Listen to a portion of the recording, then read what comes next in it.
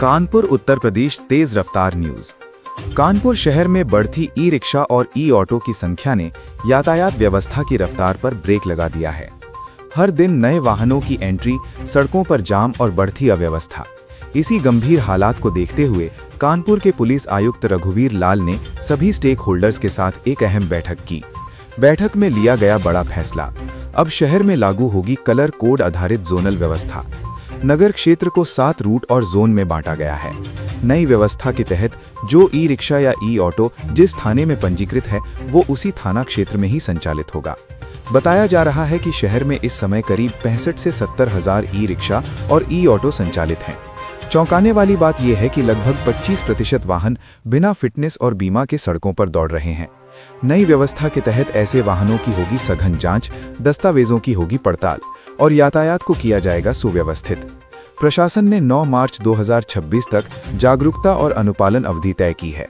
इस दौरान किसी भी चालक पर नहीं होगी दंडात्मक कार्रवाई। ड्राइवरों को मिलेगा मौका अपने दस्तावेज पूरे कराने का।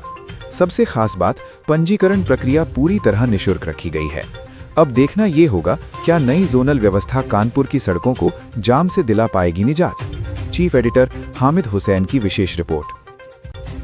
ये बार बार ये कहा जा रहा था कि ई रिक्शा, ई ऑटो की संख्या दिन प्रतिदिन बढ़ती जा रही है और सभी लोग एक ही स्थान पर आकर कर रहे हैं, जिससे कंजेशन की संभावना ज्यादा बढ़ती जा रही है। इसको लेके हमारे कमिश्नर महोदय द्वारा एक मीटिंग की गई थी, उसमें सभी स्टेक होल्डर्स को बुला के बात हुई थी कि इनको हम क्यों ना कलर कोड के माध्यम से छोटे छोटे जोनों में बांटा जाए, जहाँ के हर कोई को आराम से सवारी मिल सके और एक ही जगह कंजेशन न हो।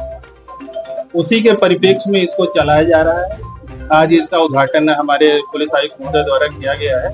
ये हम लोगों ने 7 रूट चिन्हित किए हैं और 7 रूटों पे हमने कुछ थाने चिन्हित किए हैं। जो हमारा चिन्हित करने का कि कौन सा वाहन किधर चलेगा, उसका हमारा एक सिंपल सा ये है कि जो भी जिस थाने में रजिस्टर्ड है वाहन, ई ऑटो, ई रिक्शा जिस भी थाने में रजिस्टर्ड है उस थाने में ही चलेगा। वो थाना जिस जोन में पड़ रहा है उसी जोन के रूट पर चलेगा। इससे फायदा ये हुआ कि उनका जो बैटरी है, बैटरी इधर से उधर जाने में जो खर्च होता है वो नहीं हो पाएगा, अपने घर के पास ही वो चल सकता। दूसरा ये भी देखने में आया करीब 65 से 70 हजार ई रिक्शा, ई ऑटो है, जिसमें से 25 जो है बिना इंश्योरेंस के और बिना फिटनेस के हैं। तो हम इस माध्यम से जो फिटनेस है और जो बिना इंश्योरेंस के चल रहे हैं उनकी भी चेकिंग करेंगे और जो व्यक्ति इन सारी चीजों से परिपूर्ण रहेगा उनको जाकर हम लोग इसको देंगे।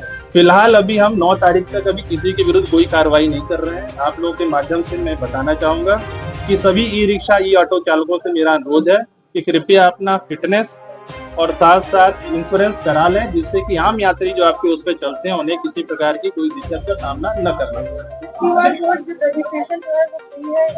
ये फ्री है, हम किसी प्रकार का कोई भी पैसा किसी से नहीं ले रहे हैं। अगर कहीं भी कोई भी अगर ये कहे कि मुझसे पैसा मांगा जा रहा है तो कृपया हमने एक नंबर आपको दिया हुआ है, हेल्पलाइन नंबर, आप उसको बता सकते हैं। ये जो रजिस्ट्रेशन है 33 थाने हैं जो नगर निगम के, उस 33 थाने में चल रहा है। उस थाने में ही जाके अपना रजिस्ट्रेशन करा सकते हैं, उनको बताया जा सकता है।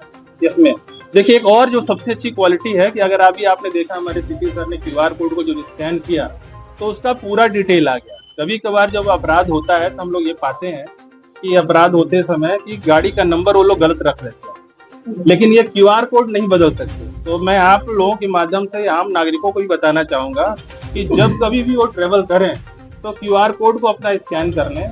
तो अगर कोई दुर्घटना उनके साथ होती है तो QR कोड के माध्यम से हम उनको चिन्हित करके वैधानिक कार्रवाई करते हैं।